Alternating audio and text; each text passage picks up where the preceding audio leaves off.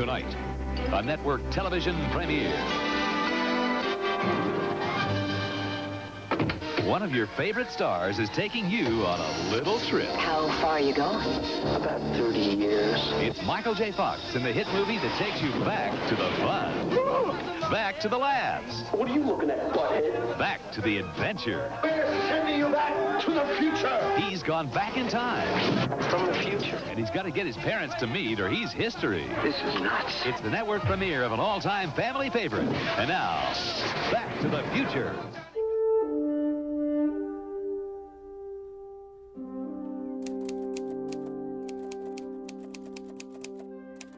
Dearest Michael, it's me again, Nigel McMuffin.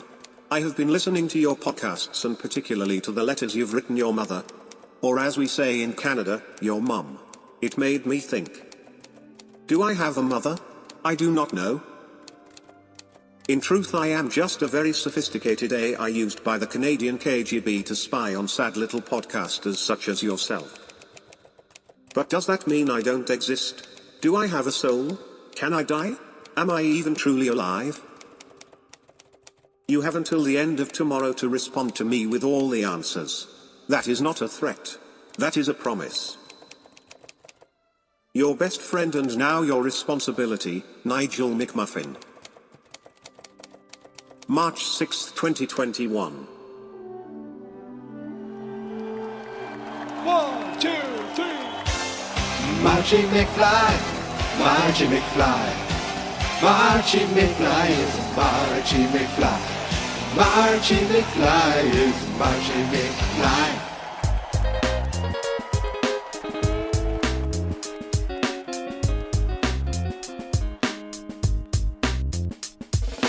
Every day in March I'll be doing the same thing, watching my favorite movie. Back to the Future once a day all month long, 31 straight days for me. Great Scott, this is heavy. It's called Marchy McFly. Follow along with my podcast. Did I mention there's a podcast? It's called Marchy McFly. Won't you please check out my podcast? Please just subscribe to my podcast. It's called Marchy McFly. The podcast is called Geek Mentality, but this is called Marchy McFly. Hold it, fellas. I'm afraid you're just too darn loud. Next, please. We have the next group, please.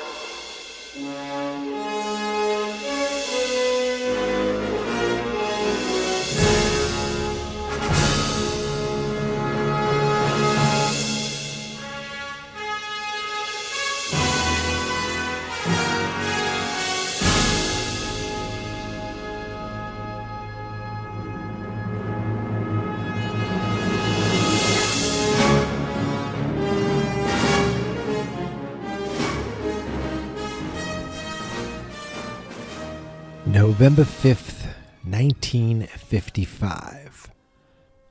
Doc marks that as a very special date in scientific history.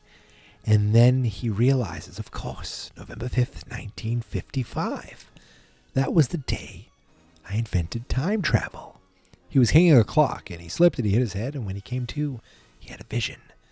A vision of the flux capacitor, which is what makes time travel possible. How? I don't know. They don't have to explain it. I trust the doc. But the way he said that, the way he said November 5th, like he was thinking about something bigger that happened November 5th, 1955, before he realized, oh wait, it has to do with my discovery of time travel. So I thought, well, what did happen in November 5th, 1955 in the history of the world? And not much. I looked, unless of course you're in the family of Maurice Utrillo, a French painter, because then that's the day that Maurice died. So that was pretty sad. I looked up on a few different places, one of the places said this was the time that Marty McFly went back to the Future. They actually put that on a This Day in History thing. The only real things I could find is the Vienna State Opera House in Austria formally opened. And on Wikipedia, they don't even have that on Wikipedia. It says that Maurice Utrillo, a French painter, died. I said that already. And racial segregation outlawed on trains and buses in interstate commerce in the United States. Well, that's good. I'm sure everything went swimmingly after that. But that's real world stuff, and we're here to talk about Back to the Future. I thought maybe November 5th had some sort of tie to the creators. I know if I was writing a book or a movie, I feel like if I chose a date, there would be a reason why I chose that date. And I couldn't find anything. I looked up Bob Gale. I looked up Robert Zemeckis. I looked up Steven Spielberg. I looked up, Christopher Lloyd? I mean, I don't know. Christopher Lloyd was born in 1938, I think it was. There's like no ties to birth dates being in November. He was born in October of 38. So I don't know why, unless it just looks good. November 5th, 1955, 12/5/55. I don't know. Does that sound good saying it? I mean, when Doc says it, it sounds important. Of course, November 5th, 1955. But besides Doc, inventing time travel and the flux capacitor, not much else can come of that. But that's not the only thing I'm here to talk about today. I took some notes too, and these are just like little questions I had and little things I noticed. I never once noticed before, or I shouldn't say I never noticed, but it just kind of, I glossed over it when Doc is like, why, Marty in the past is saying you're wearing a radiation suit. And he's like, of course, from the fallout from the atomic wars. Marty never corrects him and says, oh, there weren't atomic wars. So Doc still goes on to think that there were these major atomic wars between the 50s and the 80s. So he'll be surprised. He'll be like, Marty, thanks for telling me that I died, that I was shot, but you could have warned me about the house fire, and you could have warned me that there weren't atomic wars. I figured there were atomic wars because you didn't correct me, and that's where I figured I got my plutonium. And then I realized I had to go steal it from the Libyans, the terrorists that you told me about in the letter that I taped back together to save my life. It's March 6th, everybody, the 6th of Marchy McFly, and I have notes. I have other notes I want to go through. I watched it early this morning, like really, really early. And I was very excited because at the same time I watched it, I had, at the beginning, I had my phone, watching it on my phone. I had my laptop on CVS and refreshing. And I wonder how many of you people are going through the same thing. Refreshing. This is like at 6 a.m. And then all of a sudden, it popped up and said, would you like to schedule a vaccine? And I was able to, because my wife is a teacher, I was able to schedule her both her vaccines, one next Saturday, one a few weeks later in April. She's all booked. They're both on Saturday. Very, very excited. My folks got some. I think my sister-in-law gets hers coming. I need to get mine. That would be nice. But I am, I don't want to say I'm a hero, but I'm going to put myself last, because honestly, I was always afraid that I'd get it and I'd bring it home to these people, and now they're fine. So I need to get it after that. Right. Anyway, I'm going back. It's real world stuff. Who cares about real world stuff? Okay. The real world's back on Paramount Plus. Who cares? Okay. So I wrote down some things and we're just going to talk about them. 4 tardies in a row. What the hell, Marty? Okay. One tardy, you're like, this one's not my fault. Well, all the other ones were. Marty, I'm beginning to think you're not a very good student. You're more focused on your girlfriend, hanging around with a deranged scientist, a brilliant scientist, really, and, your band, the Pinheads. What's up with that? And also, he was late because of the experiment. I was curious, what is the experiment? If you set a clock 5 minutes early, you set 2 clocks 5 minutes early or 5 minutes late, they're going to stay 5 minutes late.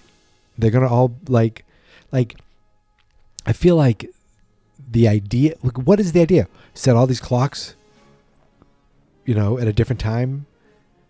Well, then they'll just stay on that time. They're clocks. They don't, they won't adjust, will they? Or was he testing to make sure all his clocks were in sync? Why would he do it all 25 minutes slow? Damn, I'm late for school. I don't know.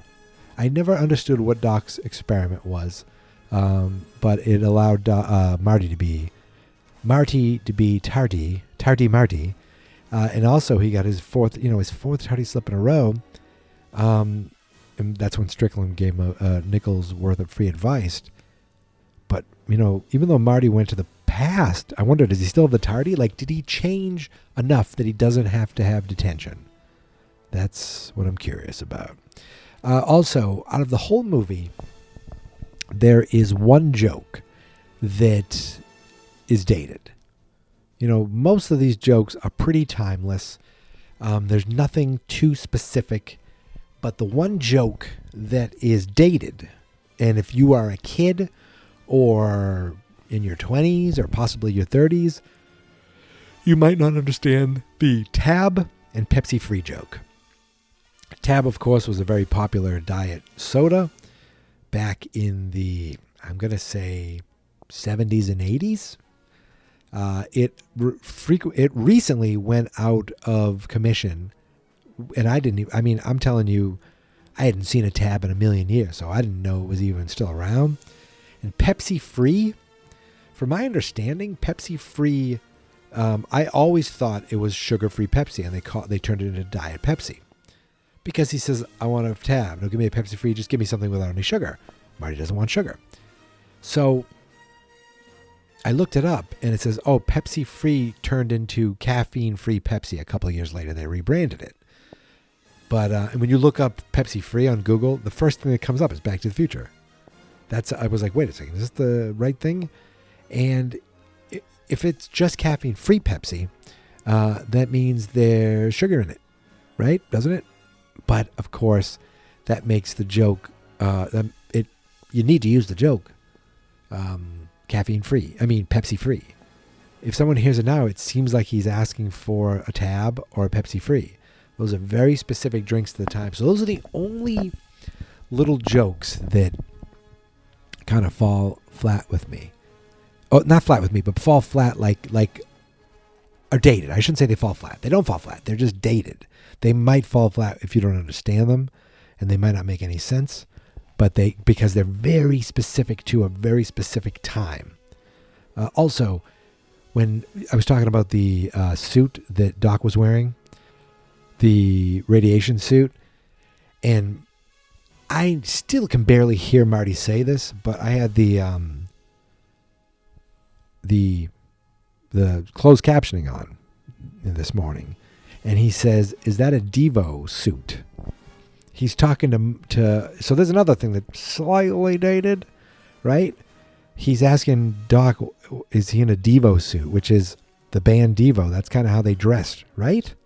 I think that's at least what the closed captioning that on the version that I purchased said.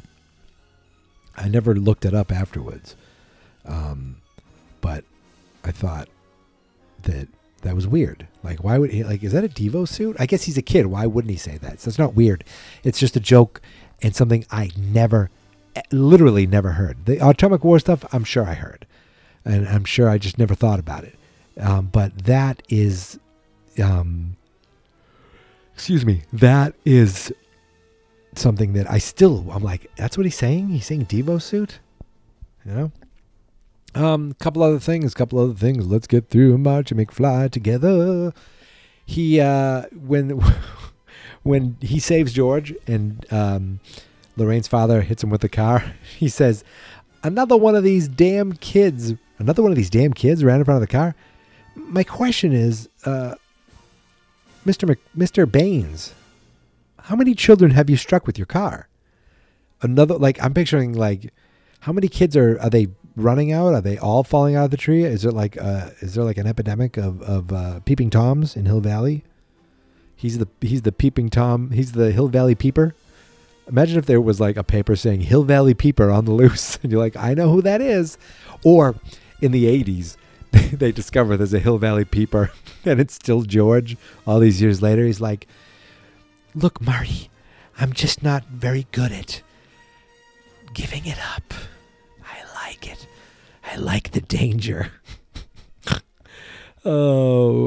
Speaking of George, and the, I always talk about how great the acting is. And you pick up little things when you watch it over and over when you're not looking at all the characters all the time. So George brings, Marty brings George over to see Lorraine in the high school. And he's like, George, remember the guy who saved your life? I want you to meet somebody. And he's like, Lorraine, this is George McFly. And she's like, Calvin.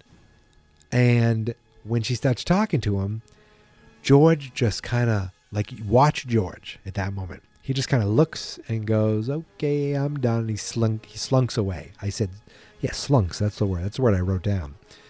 When Marty tries to connect him, George, I just like the way he kind of looks, and he's just like, okay, I'm going to keep moving in. He just goes off.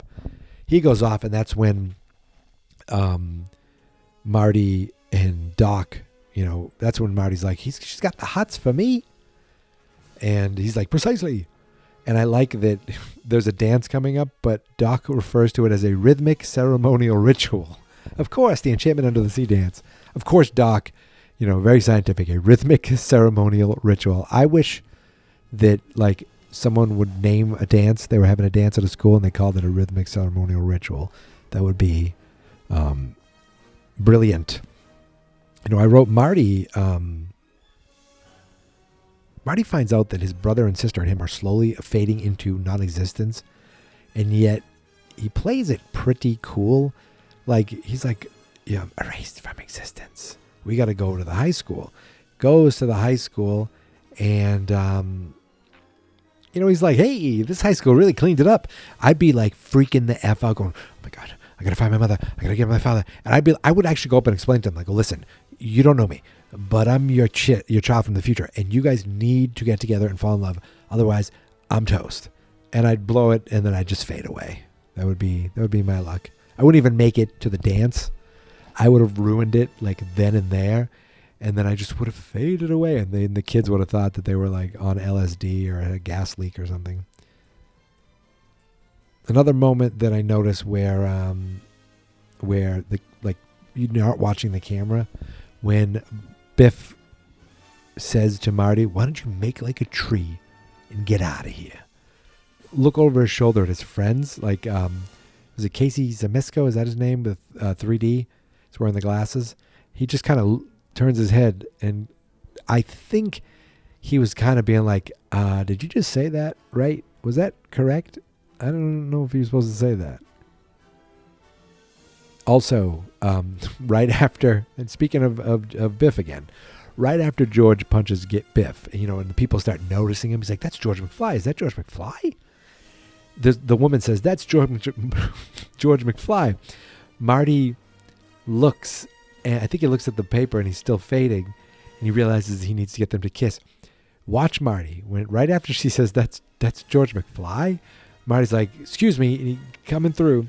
He barrels his way, he smashes right through this woman that I just like, boom, smashes through them. Pretty much like, and I call her a woman because she looks like she's about 30.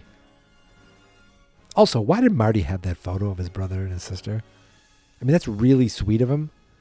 They're like, is Jennifer pretty? Yeah, let me show you. She's beautiful. Look what she wrote on the back of this flyer.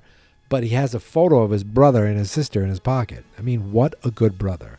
I don't have any photos of my brother. Speaking of my brother, in 2015, Marty says he's 47 years old. He goes, look me up. I'll be about 47. And that's the same age as my brother now. Now, I look at Marty in Back to the Future 2. That's the 47-year-old Marty.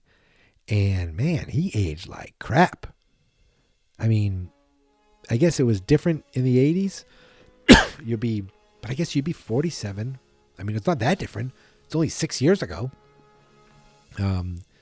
So he aged, to be 47 in 2015. And, oh my goodness, my brother, like, Marty looks kind of like an older man, like a distinguished gentleman. And, I mean, I don't want to, like, toot my brother's horn saying he looks young, but I don't see the same thing. I don't see the same age. And maybe that's just because I've known this guy since I was, born. That means born for everyone outside of New England. So I just thought that was funny that the old guy that we see, Marty, he's about the age of my brother and, slightly older than my wife. I'm not going to give my wife's age directly.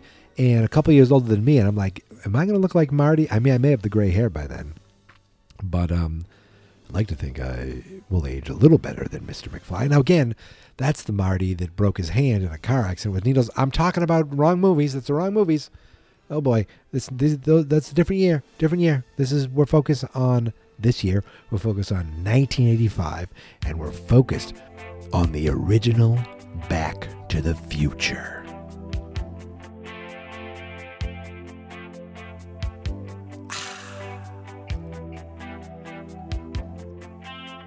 Lying in bed, 12:28 a.m. Phone rings, it's dark. Pick up his camcorder, skate to the mall, too far to walk. Einstein's waiting. Where is Doc Brown? Truck door opens. Out back's a strange car, DeLorean. Emmett Brown climbs out of it. His dog is now driving. Hits 88. I see some shit. Time travel's real and dangerous. The Libyans arrived. Doc is shot and I thought I could outrun them, but I went back in time. At the mall, not at all, now I'm in a barn, 'cause I went back in time. Did Doc die? Where am I? How did this happen that I went back in time? Now a farmer is shooting, he thinks I'm a spaceman. I went back in time.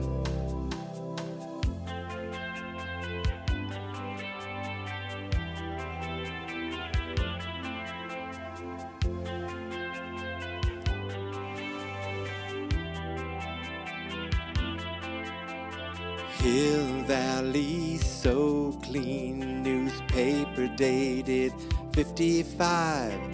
Using the cafe phone, no answer, but the dog's alive. Stop for coffee, young Biff arrives, yelling at a McFly. It's my dad, treated bad, he looks so damn young. Since I went back in time, ran from me in a tree, he's a peeping Tom, and I think that's a crime. He falls far, there's a car, and I save his life, 'cause I was there in time. What a dream, then I scream, holy shit, that's my mother. I'm still back in time. This is heavy.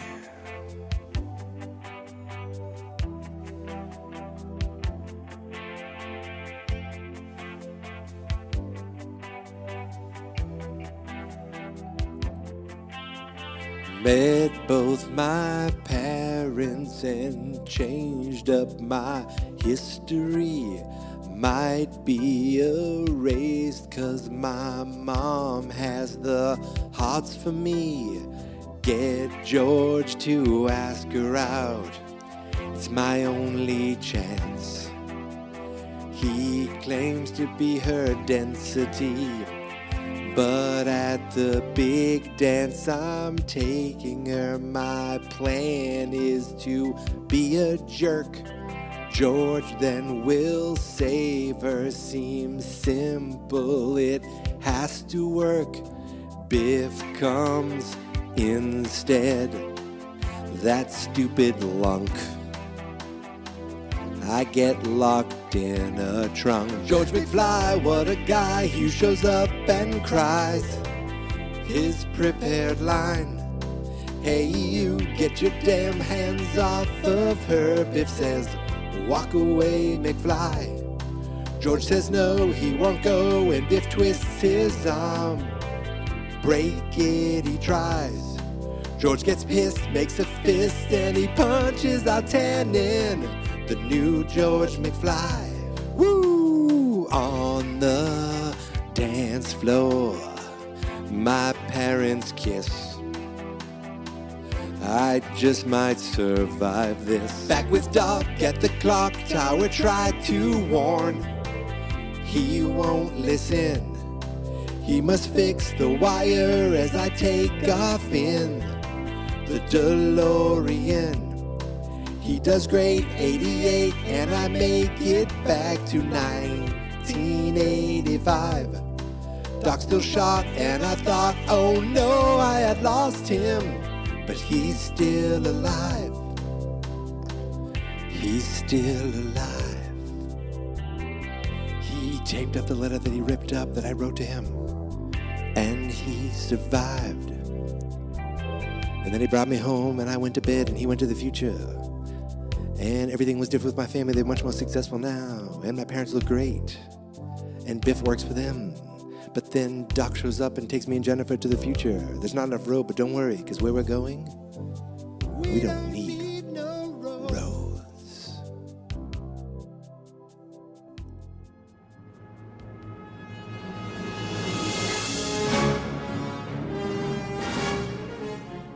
You can find me on Twitter at Geek Mentality and sometimes on Instagram at Geek Mentality. The Facebook page is Fans.Experts. And of course, everything is available at the website fans.experts.com. We did it. 6 days in the books, and tomorrow ends our first week. Our first week of Marchy McFly. Oh, you don't want to hear me sing. Anyway, speaking of me singing, here is my theme song. This is my podcast, I made it. Geek Mentality's what I named it. And I think you should listen and subscribe. 'Cause I'm kinda funny and awesome. I think that I'm worth your time, and I'm kinda handsome. My mom says, please listen and please subscribe. At least listen to this episode. Fans not experts. What are you looking at, butthead?